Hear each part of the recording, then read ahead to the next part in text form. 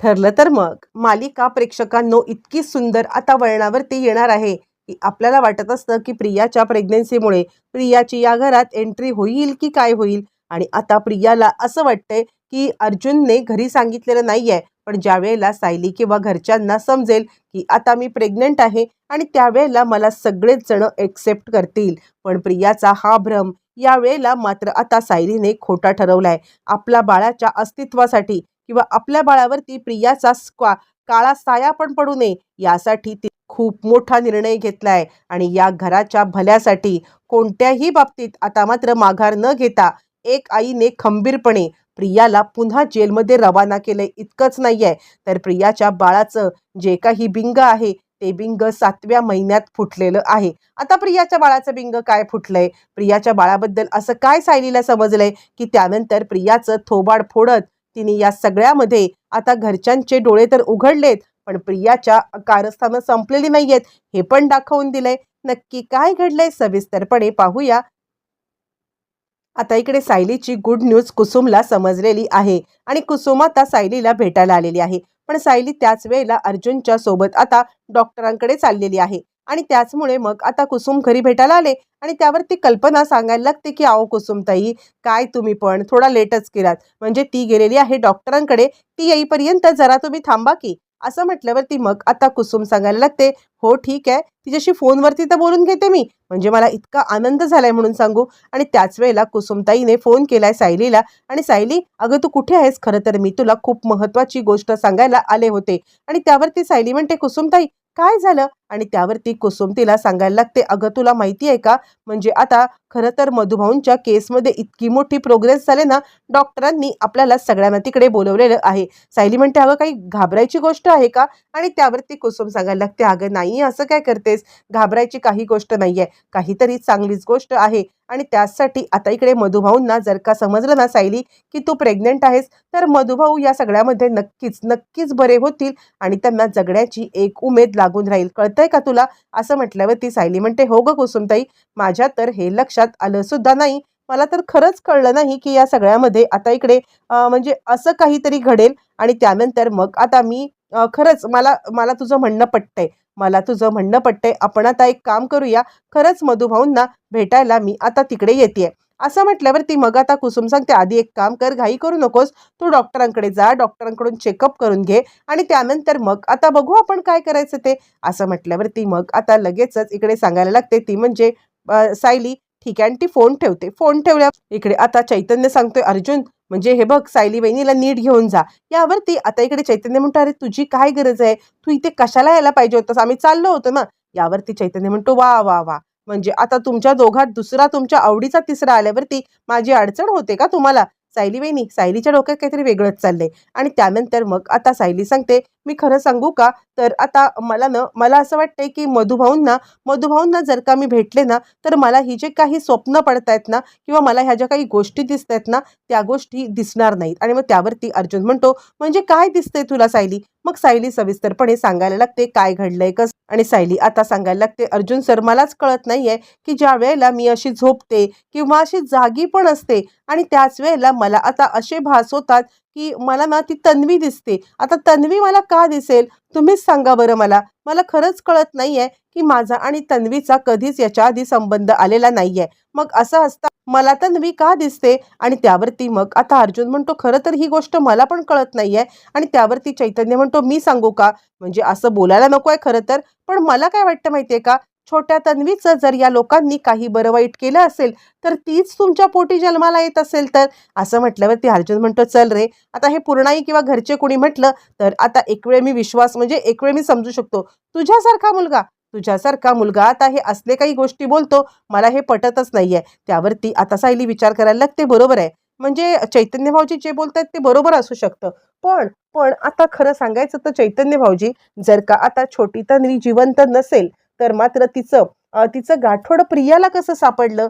म्हणजे तुम्ही एकतर विचार करू शकता ना की आता ह्या प्रियाला हे सगळं कसं सापडू शकेल. आणि त्यावरती चैतन्य म्हणतो हो, काहीतरी गडबड आहे. अर्जुन म्हणतो, हे बघ आपण ते पण डॉक्टरांना दाखवूया.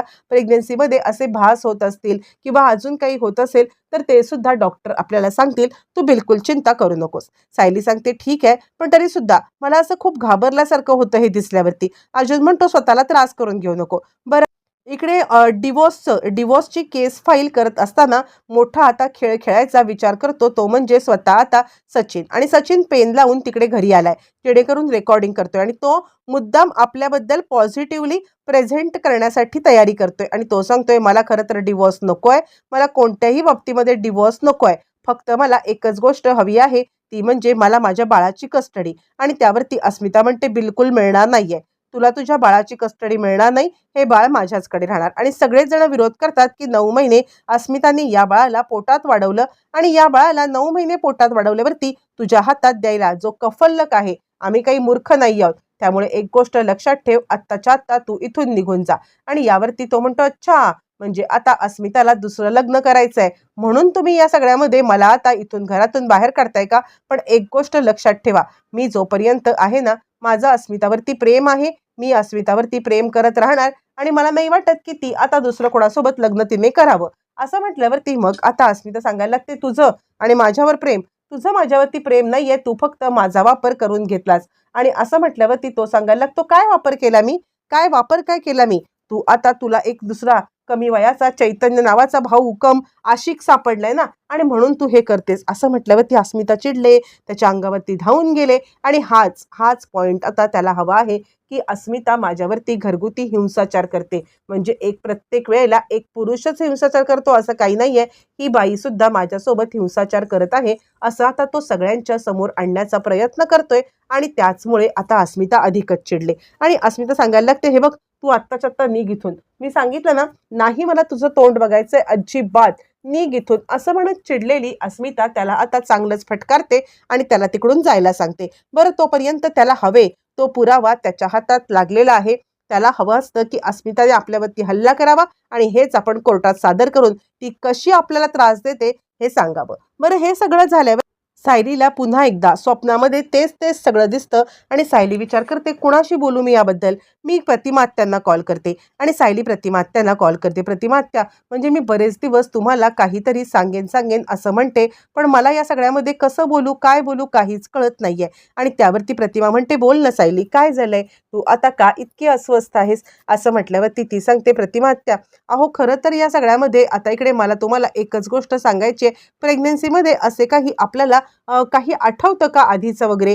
यावरती ती म्हणते, नाही ग, असं काही नाहीये, तुला काही आठवतं का? यावरती सायली सांगायला लागते, मला खरं तर एक छोटी मुलगी दिसते, तन्वी दिसते, मला तन्वीच्या लहानपणीच्या आठवणी आठवतात. आणि त्यावरती प्रतिमा सांगते, अगं कसं आहे माहितीये का, म्हणजे ना मला असं वाटतंय की तू पूर्णाईला तन्वी म्हणून प्ले करता करता त्या रोलमध्ये इतकी घुसलेली आहेस ना, की तुला या सगळ्यामध्ये आता इकडे तूच तन्वी आहेस असं वाटायला लागलेलं आहे. त्यामुळे तू न, मला असं वाटतंय की जास्त स्वतःला त्रास करून विचार करत वेळ घालवू नकोस. हे बघ, असं काही नाहीये की ज्याच्यामुळे तुला आता म्हणजे त्रास होईल किंवा असं काही नसतं. प्रतिमाला पण समजत नाहीये की सायलीला काय होतंय आणि ती विचार करत बसते. बरं, डिवोर्सची पेपर साईन करण्यासाठी अर्जुन आणि हे इकडे आलेले आहेत. आणि त्याच वेळेला पुन्हा एकदा प्रिया प्रयत्न करते आहे आणि प्रिया सांगते, तुम्ही सगळे खोटारडे आहात, तुम्ही घरच्यांना सांगितलेलं नाहीये की माझ्या पोटात बाळ आहे. जर का घरच्यांना समजलं की माझ्या पोटात बाळ आहे तर ते मला नक्कीच हे करतील. आणि अश्विन, यासाठी मी तुला कधीच माफ करणार नाहीये. एक गोष्ट लक्षात ठेव, तुला वाटत असलं की हे बाळ तुझं आहे किंवा नाही, तर तू या सगळ्यामध्ये शहानिशा करू शकतोस. अश्विन सांगायला लागतो, भले हे बाळ माझं असलं तरी सुद्धा ते अर्ध बाळ तुझं असू शकतं ना, आणि त्यामुळे तुझी कोणतीही गोष्ट मला नको आहे. आणि हां, जर का आता या बाळाची कस्टडी मला घ्यायची असेल ना, तर आता मी तुला 9 महिने इथे थांबवेन. बाळ जन्माला आलं की त्याची कस्टडी घेईन आणि मग तुला फासावर लटकवेन. पण तुझी सावली त्या बाळावरती पडू देणार नाहीये. हां, पण त्याआधी ते बाळ माझं आहे की नाही आहे हे मला बघायला पाहिजे. आणि असं म्हटल्यावरती प्रिया विचार करते, अरे देवा, म्हणजे ह्या बाळाचा उपयोग करून मी खरं तर इथून सुटायचा प्रयत्न करते. पण पण हा अश्विन जास्तच शहाणा निघालाय. बाळ ह्याचंच आहे, पण तरी सुद्धा हा आता मला घरात नाही घेणार. ते काही नाहीये. मला आता इकडे मूर्ख सायलीला इमोशनल बनवलं पाहिजे. काहीही झालं तरी सायली सायली इतकी इमोशनल फुल आहे ना, की तिच्या इतकी मूर्ख मुलगी कुणी शोधून सापडणार नाहीये. आणि त्याचसाठी आता मात्र ती विचार करते की ते काही नाहीये.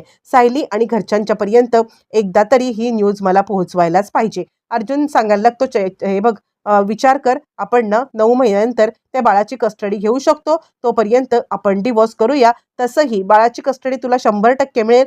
कारण एक आई जर का अशा पद्धतीने वागू शकते ना, तर बाळ बापाकडे सेफ आहे, हे आता कोर्ट कधीही मान्य करेल. झालं. एकाच वेळेला प्रियाचे सगळे मनसुबे हाणून पडलेले असतात. सायली इकडे कोड कौतुकामध्ये इकडे आपले 7 महिने पूर्ण करत आलेली आहे. कल्पना सायलीला कोणत्याही प्रकारचं काम करू दे आणि त्याच वेळेला तिला काय हवं, काय नको या सगळ्याची सगळेजण काळजी घेत आहेत.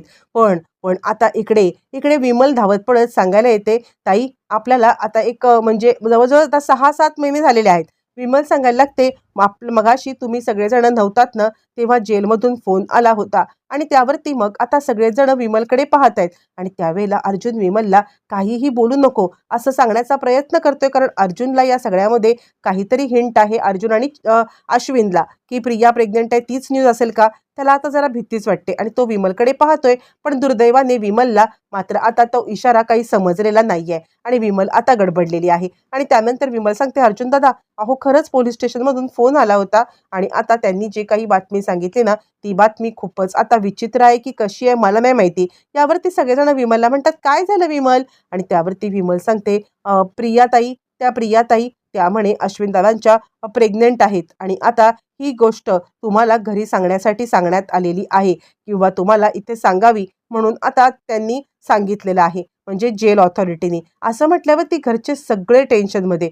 एकच आनंदाची गोष्ट आता आपल्या समोर आली होती आणि त्यानंतर त्यानंतर परत दुःखाची गोष्ट इकडे, की आता ह्या प्रियाला परत काय. आणि त्याच वेळेला तिकडे आता अश्विन आलेला आहे. अश्विन आता सांगतोय, 1 मिनिट, माझा निर्णय झालेला आहे.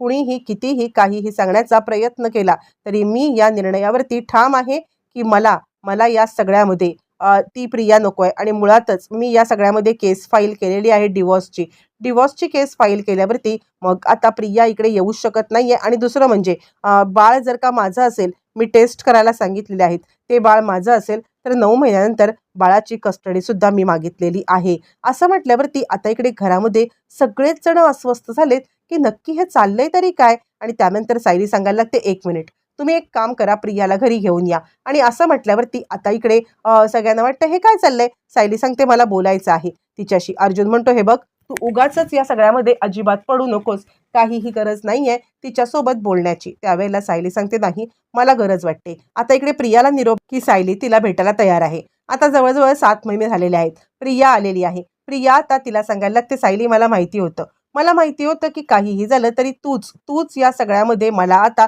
न्याय मिळवून देशील. खरं तर या सगळ्यामध्ये मला तुझं इतकं कौतुक वाटतं ना, खरंच म्हणजे तू मला माफ केलंस ना आणि आपलं बाळ आपल्याच घरात राहील ना, दोन्ही बाळं सोबतच वाढतील. त्याच वेळेला सायली सगळ्यांच्या समोर आता प्रियाला आणते आणि प्रिया, तुला हे सांगायला बोलवले मी. बघ, आज तुझ्या बाळाला बाबांचं नाव नाहीये, पण आज माझं बाळ इकडे या घरामध्ये सुखा समाधानात वाढणार आहे आणि हेच सांगायला बोलवलंय. जर का तू चांगली राहिली असतीस ना, तर तुला सुद्धा हे सुख मिळालं असतं. पण पण आता तुझ्या नशिबात हे सुख नाहीये आणि आज माझं ओटी भरणं आहे. पण तू तू या सगळ्यापासून वंचित राहशील. कारण तू या कुटुंबाला खूप त्रास दिलायस चालती हो इथून. आणि तुला वाटलं असेल की तुला ह्या घरात घ्यायला मी बोलवलंय. नाही, तुला हे सांगायला बोलवलंय की तुझ्या सुद्धा या बाळाचा मी मी स्वतः सांभाळ करेन.